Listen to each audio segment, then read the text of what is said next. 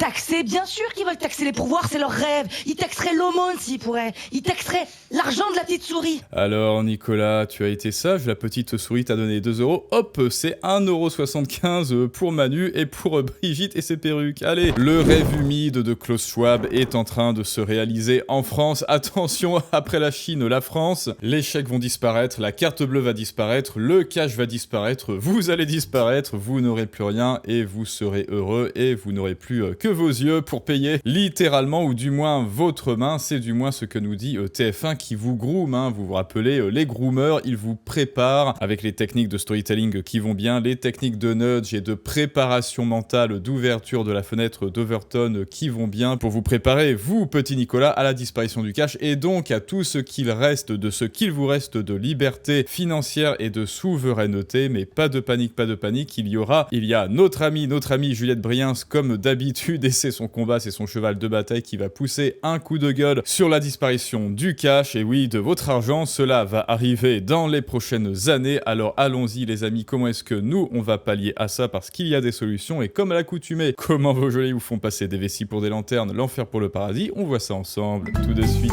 Alors, on va commencer par ce petit reportage, et ensuite on écoutera la réponse de notre amie Juliette. Nous avons choisi d'abandonner à l'entrée notre monnaie, le vieux chéquier et même la carte bleue un peu dépassée. Dans ce salon, une entreprise française nous promet de payer différemment. Plus rapide, plus facile, avec la... Une entreprise française, donc une start-up française qui se fait disrupter son argent, et qu'est-ce qu'elle va faire? Qu'est-ce qu'elle est en train de produire? C'est quoi son produit? Eh bien, de supprimer le peu de liberté qui reste à Nicolas. Ça, c'est vraiment le comble franco-français. Paume de la main. Vous allez positionner votre main, c'est un processus. En 2 minutes, la main est enregistrée, associée à votre compte bancaire pour payer en un seul geste toutes les fois suivantes. Vous devenez le code PIN à la caisse du magasin. Dans un supermarché qui voit 5000 personnes par jour, chaque seconde gagnée est très importante. Puis au final, c'est assez simple. À la fin, vous n'avez plus rien à porter sur vous si ce n'est votre main.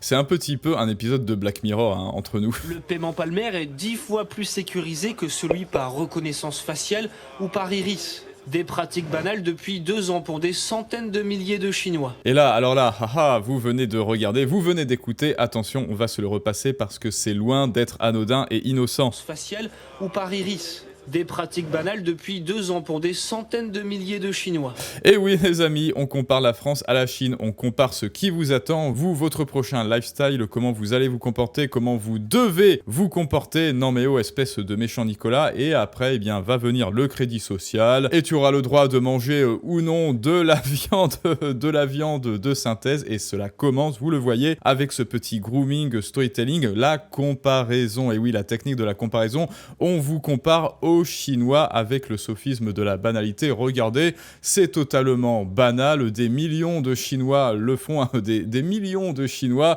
qui gagnent des milliers d'euros, ils le font déjà, alors la France doit le faire. Et oui les amis, vos geôliers sont en train de comparer les coutumes et le style de vie de la France avec les coutumes et le style de vie et politique et économique bien sûr de la Chine. Donc oui, la France va devenir très certainement la nouvelle Chine, mais pas en termes économiques, non, en termes de flicage de liberté bien sûr. Et cela commence avec l'ouverture de la fenêtre d'Overton que vous voyez ici, où au final, eh bien dans quelques années, on va vous faire passer l'inacceptable pour l'acceptable, et même l'acceptable pour le désirable. Vous allez avoir envie, et oui, les golems français, vous le verrez dans quelques années, auront envie de faire comme les Chinois. De leurs achats se font sans argent liquide ni carte bancaire. Autre solution, alors faisons pareil. Tout droit d'Espagne et qui arrivera en France dans quelques mois, payer avec des articles d'occasion, exclusivement pour les achats en ligne. Et là vous le voyez, là maintenant il parle de l'Espagne, ça s'appelle la technique de l'étau, hein. Dans les différentes techniques de comparaison pour faire passer l'inacceptable pour l'acceptable, voire le désirable, technique de l'étau. D'abord on vous parle d'un pays plus ou moins éloigné, plus ou moins exotique, et ensuite on resserre l'étau comme ça et on vous parle de l'Espagne. Regardez, les Chinois le font, oui mais c'est un petit peu loin les Chinois, mais c'est pas grave, validation sociale quand même. Et ensuite on resserre géographiquement l'étau sur vous et on vous parle du pays voisin qui est l'Espagne. Les Espagnols le font déjà, alors par comparaison, on va le faire aussi. Sélectionnez un produit que vous avez chez vous, vous renseignez son état, vous vérifiez ensuite que tout fonctionne correctement, et ensuite vous obtenez immédiatement une estimation. Par exemple, Génial. vous souhaitez acheter un nouveau smartphone à 600 €. La comparaison du golem, le smartphone. Vous en avez un plus vieux qui traîne chez vous, Alors après avoir entré sa description, son état, l'application estime sa valeur de reprise. Très bien. Et la déduit directement de votre paiement final. Génial. Achète, Nicolas. Achète, achète, consomme. Vous n'aurez qu'à envoyer votre appareil par la suite à l'application bancaire. Vous pouvez payer aujourd'hui avec n'importe quel produit électronique. Mais nous allons bientôt ajouter les jeux, les articles de sport, même les vêtements, tout ce qui a de la valeur chez vous. Même la carte de fidélité a été dépoussiérée.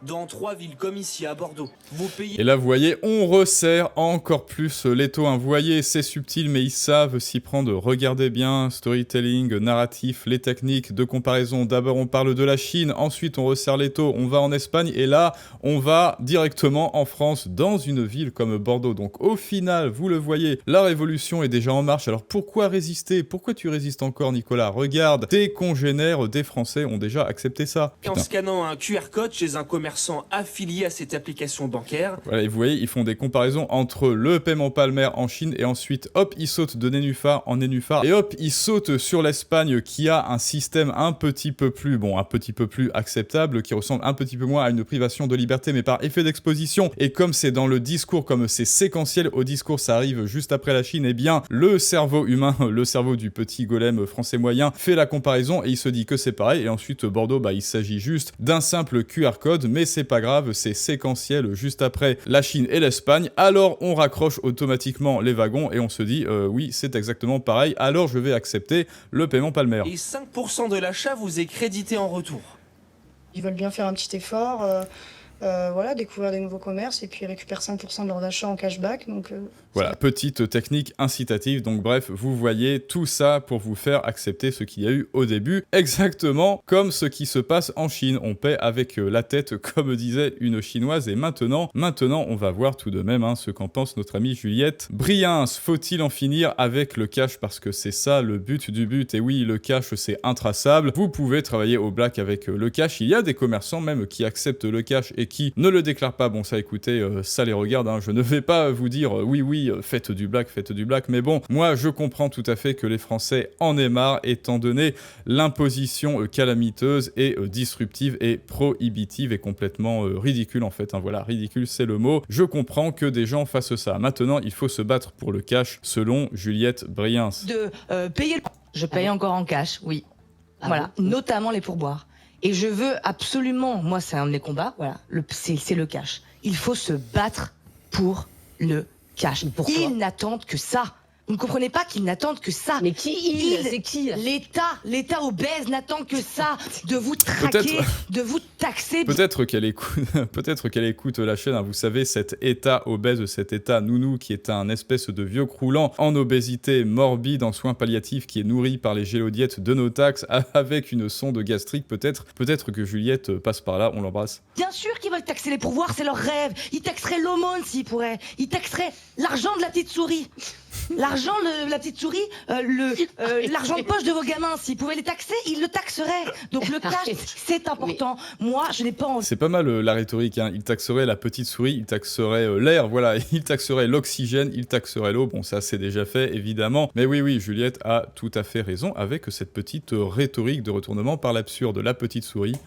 Que tous mes achats, tous mes déplacements soient traqués, mais soient pourquoi ? fichés. Mais qu'est-ce que t'as caché, en fait ? Par principe.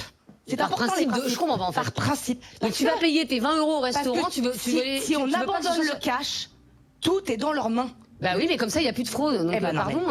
Voilà, en fait, c'est ça. Comme ça, il n'y a plus de fraude. Et au titre de la fraude, au titre de, oui, en fait, c'est un mal, point bien. Au titre de, eh bien, on disrupte vos libertés. Oui, mais au final, il n'y a plus de fraude. C'est exactement comme Procuste. J'écartèle les voyageurs dans le lit qui sont trop petits. Je coupe les membres des voyageurs qui sont trop grands pour rentrer dans le lit. Et au final, eh bien, tout le monde est égaux, mais mort. Et c'est encore une pensée socialisto. C'est encore une pensée socialiste. Voilà. Procuste, c'était le premier socialiste de l'histoire. Je préfère qu'on garde quelques fraudes et qu'on garde notre cash. Je suis d'accord. Et donc en fait qu'on garde le travail au black. Et si j'ai envie de donner un petit billet à ma concierge à Noël, ou si j'ai envie de payer le plombier en liquide, et voilà, désolé de confesser mes crimes. Mais ça m'arrive mais parfois de donner un petit billet au plombier. Mais oui, mais c'est ça aussi, la liberté, c'est vous faites ce que vous voulez de votre argent et l'État n'a pas à se mêler de ça. L'État n'a pas à dire, dis donc, tu as donné un peu trop d'argent à ta concierge ou alors à ton plombier, dis donc, quoi, tu lui as donné 10 € de plus pour le pourboire, mais pareil, justement, si on ne peut plus faire ça, si on atterrit dans un monde où on ne peut plus faire ça et on doit donner des pourboires en carte, bon, ça se fait déjà, mais tout le monde se rappelle de quand on donnait des pourboires aux commerçants, peu importe, je sais pas, coiffeurs, bars, etc., les restaurants, bien sûr que il faut faire ça en espèces, bien sûr, et après, eux, ils se partagent la somme et ils n'ont pas à déclarer, et puis quoi encore, c'est de la petite monnaie, voilà, c'est du pourboire, en fait, c'est du pourboire. Pourquoi vouloir toujours tout déclarer? L'État n'a pas à se mêler du pot de confiture, de la poire pour la soif, que vous vous êtes constitué tant bien que mal, et ensuite, il y a des gens qui disent, mais c'est pas grave, on paye déjà en carte, il y a déjà le nom sur nos cartes, voilà, on est déjà plus anonyme, on paye et il y a notre nom, alors pourquoi ne pas continuer? Eh bien ça, les amis, c'est une autre technique de petit golem, c'est la sunk cost prison, c'est-à-dire ce sont les coûts irrécupérables, on se dit, c'est bon, c'est déjà en marche, le vol est déjà en marche, on nous taxe déjà à 70%, alors autant continuer, autant nous taxer à 90%, à 100%, tiens même 105%, hein. En fait, tu travailles et tu dois de l'argent à l'État, c'est ça la sunk cost prison, et c'est extrêmement dangereux, cela vous fait, encore une fois, passer l'inacceptable pour du désirable, et ça, c'est absolument dangereux pour vous, les amis, et pour vos libertés qui sont en train d'être disruptées. Et il y a autre chose que le cash, évidemment, il y a aussi la blockchain, c'est-à-dire vous avez un portefeuille en self-custody, c'est-à-dire il n'appartient qu'à vous, il n'y a que vous qui y avez accès, et l'État n'a pas à se mêler de ce que vous y faites, et si vous donnez des pourboires en bitcoin, ça, ce serait une belle avancée. Oui, vous donnez des pourboires en bitcoin ou en stablecoin à votre barman, à votre coiffeuse, etc. Ça, ce serait bien, et ça serait toujours, alors l'équivalent du cash, ce serait pas physique, mais au moins ce serait en self-custody, c'est-à-dire c'est vous que ça regarde et il n'y a aucune déclaration, et c'est ça qui fait peur à l'État et à vos geôliers et à l'Europe aussi, à l'Union européenne, c'est que vous deveniez souverain de vos finances, c'est que votre argent vous appartienne en propre parce que c'est votre argent en fait à nouveau, et c'est ça le danger, enfin le danger pour eux dans le monde de la blockchain, et ça on en parle très rapidement dans une nouvelle masterclass. Donc si vous voulez bien sûr en être averti avant tout le monde, eh bien inscrivez-vous en description et en commentaire pour les mails, on en reparle très vite. Et pour ceux qui disent oui, le paiement palmaire, la carte, rien n'est anonyme, si, on va avoir toutes vos données biométriques et c'est un pied dans la porte. D'abord, on va vous demander votre indice biométrique, enfin vos empreintes digitales, et ensuite on va avoir plein d'informations sur vous, alors qu'une carte, une Visa ou une Mastercard, ça peut très bien être anonyme. Il y a encore de l'anonymat et ça n'est pas pareil, on va avoir accès à beaucoup plus d'informations avec ces détections biométriques. Les amis, ne vous laissez pas avoir, cela n'a rien à voir avec la carte de crédit. Mais Voilà, quand il se déplace rapidement, bon. Voilà. Attendez, donc votre plombier, il fait son travail, hein, voilà. Donc en fait, il vient chez vous, il répare les vies, il fait son travail, et donc vous le payez en liquide. Eh ben ouais, voilà. Oui, mais c'est ça la liberté, merde. L'État n'a pas à savoir que, voilà, il y a un plombier, oui, je le paye, et non, il ne déclare pas, bon ça, c'est lui que ça regarde, s'il veut avoir Béatrice Kiddo de l'URSSAF à ses trousses. Non, attendez. Plagez-moi, ça m'arrive. On va se dire la vérité, vous le payez en liquide parce qu'il vous dit c'est la liberté. 100 € en carte bleue, mais si vous le faites, si je vous le fais, si vous le payez en liquide, c'est 70. Non, pas forcément. Eh bah c'est bien, c'est très bien, et moi j'encourage ça. Alors je n'encourage pas à frauder, etc., c'est pas ça, mais j'encourage à retourner à ce genre de système. En fait, parfois, je trouve que donc vous encouragez le travail au noir, écoutez, c'est super. Je l'encourage. Non, mais je fais comme tout le monde. Vous qui êtes tellement à cheval sur les lois, les règlements, etc. Voilà, bon, tentative de culpabilisation, alors qu'elle parle juste de liberté économique et surtout de liberté financière. Ça suffit, l'État Afouera, l'État nounou, l'État nourrice, l'État policier qui flique le moindre centime que vous allez gagner. Et là, il veut vous contraindre, il veut vous mettre dans la cage, dans la case prison du Monopoly et dans la cage dorée du numérique, de l'euro numérique, alors que oui, vous pourriez tabler sur le numérique avec des portefeuilles en self-custody associés à du cash, bien sûr. Et on va se repasser juste le petit passage parce que j'aime bien. Il faut se battre pour le cash. Pourquoi ? Ils n'attendent que ça.